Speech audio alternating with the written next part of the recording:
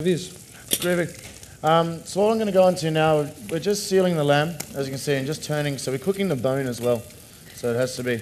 I'm just doing this on a moderate heat, because I'm going to cook this all the way in the pan. So the heat's a little bit lower, just for the fact we don't have an oven. So that's why it's going to take. Normally it would have all been sealed by now, and it would be in the oven. But we're just going to do like a fully cooked pan style. Plus the fact Derwin up in the box there likes his well done, so I have to cook it more for him. So what we're going to go into now is the first salad that I'm doing, and it's a roasted bell pepper with balsamic. And so we're using just a capsicum, if you're Australian, or peppers. I'm using red ones. And what we've done is roasted this. So we're using a high temperature oven of about 200 degrees centigrade, 210, and putting these in for about 10-15 minutes only. Now once we cook that, we'll bring it out and put it into a mixing bowl and cover it with cling film or plastic film. And what will that do? All the natural juices, they're all hot and boiling within, and then it like steam itself in the bowl. And what happens then, after about 10 minutes, you leave it to cool, you'll find you can just really easily peel the skin off, which you want to do. So we're left skinless at the moment, and we've taken the seeds out. So it's a really nice caramelized flavor, and it changes it completely. So what I'm doing here now, we're moving our bowl just in case people can't see. Remember that one? Yeah, I remember that one. And we're just doing just cutting into very thin strips. But we know our fancy words, and it's called julienne. Go the French. And we're also going to be doing a little bit of red onion. Because we want this all nicely thin strips, we're actually cutting out the core, the part that holds all the layers together. And we're just going to cut with the angle of the onion very thinly. So that way they all separate and come apart. And we don't need too much.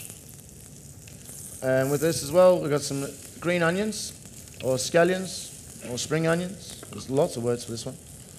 And just very thinly as well. And the two herbs we got some some flat parsley, continental parsley, and also some fresh basil as well. So very thinly with that, and then also our herbs. Now we're just going to marinate this with some balsamic vinegar and also a little bit of olive oil.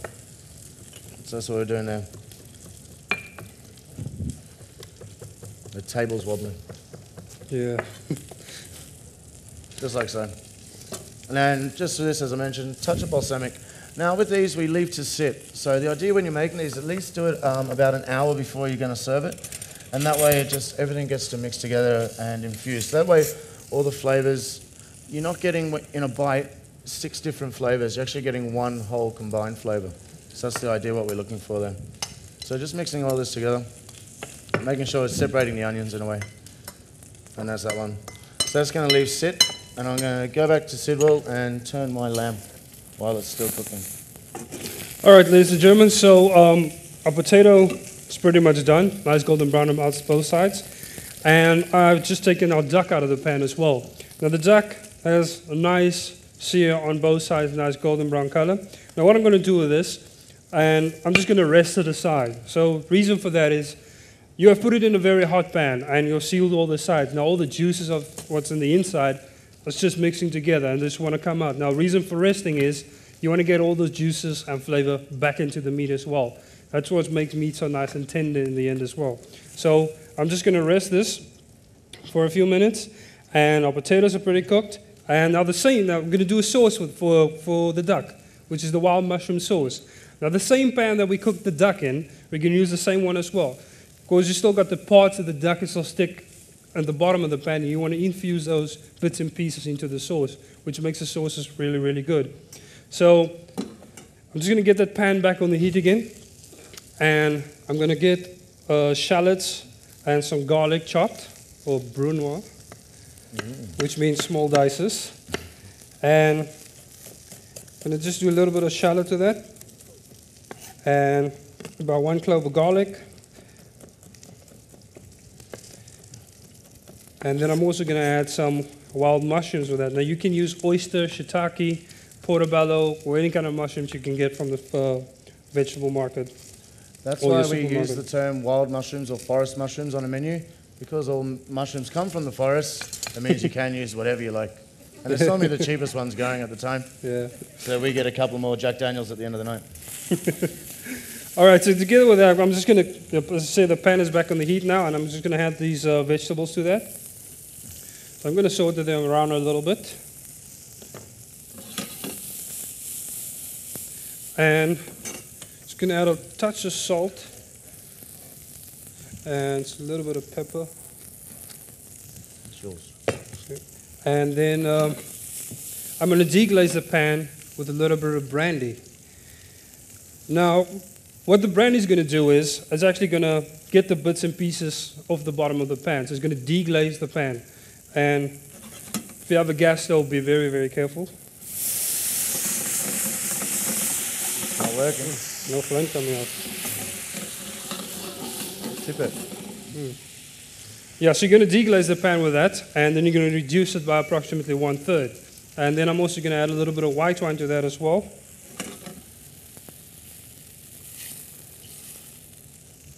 So this will be reducing, and you're going to get all those bits and pieces from the bottom. You're going to scrape it off, so it's infused into the sauce.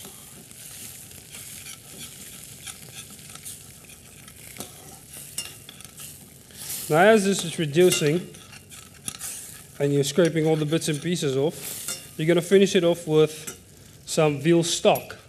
And veal stock is basically made out of onions, carrots, leeks, celery, a little bit of tomato paste. You're going to roast that off together in a pan or a stock pot. And then you're going to add to that, deglaze it again with some red wine.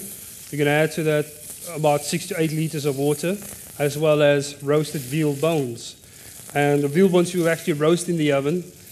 After they got a nice golden brown color on them, then you add it to the stock. Now that you're going to boil for approximately 6 to 8 hours. You're going to strain it afterwards and put it back in the stove again and reduce the sauce.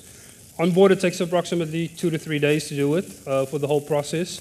Now the guys in Todd English have done it for us, so we're really fortunate for that. And I'm just going to add some of the stock to it.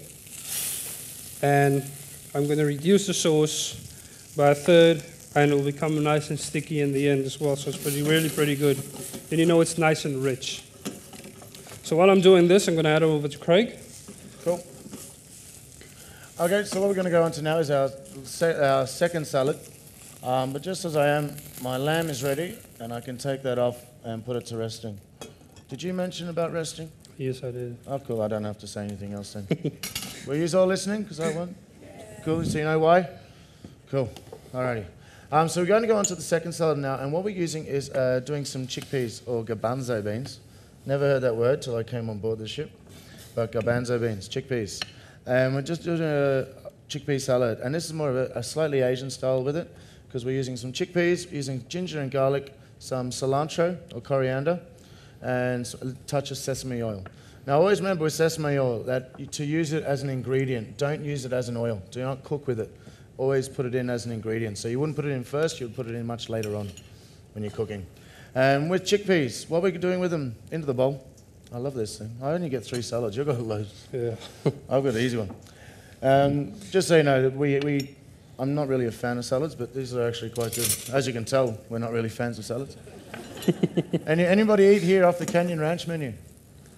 Good to see. Don't need it. You're on vacation. The gym's well equipped from what I've been told. Never been there myself. Evidently it's next to the hairdressers. So, but we're just adding some chopped cilantro. But just to go on about chickpeas, now you use them from dried if you want to. And what you do is soak them overnight in water, and they will about double in size. And then you would boil them then for another 2 to 3 hours until they become tender. Or you can go down the shop and buy them in a tin, already done. Totally up to you. So that's my theory. I think that's the Delia Smith way as well, isn't it? But what we're doing now with the ginger, we're doing this. You can go down the shop and buy this in a paste too. But we're just slicing it thinly and very, otherwise if you've got this too big, it's very stringy. And it's annoying when you bite into it. So you cut it as small as you can. And if you can't, because you're not as good as us, go and buy it in a paste. That's fully recommended. And also a garlic clove. Whack it down, crush it, and nice fine chop as well. Just like so. And yeah, just to finish up the sesame oil. Not very much. It's very strong stuff, so I don't recommend using too much at a time. And once again, we're going to leave that sit. Yeah. And go.